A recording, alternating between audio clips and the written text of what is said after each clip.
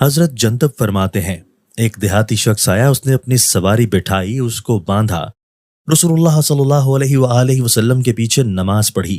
جب رسول اللہ صلی اللہ علیہ وآلہ وسلم نے سلام پھیرا تو وہ اپنی سواری کے پاس آیا، اس کی رسی کھولی اور اس پر سوار ہو گیا۔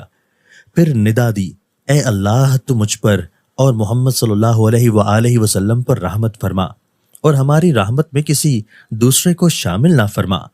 نبی اکرم صلی اللہ علیہ وآلہ وسلم نے اس کی بات سن کر صحابہ کرام سے فرمایا، تمہارا کیا خیال ہے؟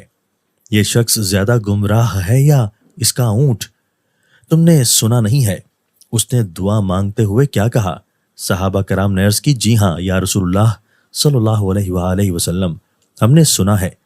حضور صلی اللہ علیہ وآلہ وسلم نے فرمایا، اس نے اللہ تعالیٰ کی وسیع رحمت کو روکنا چاہا ہے۔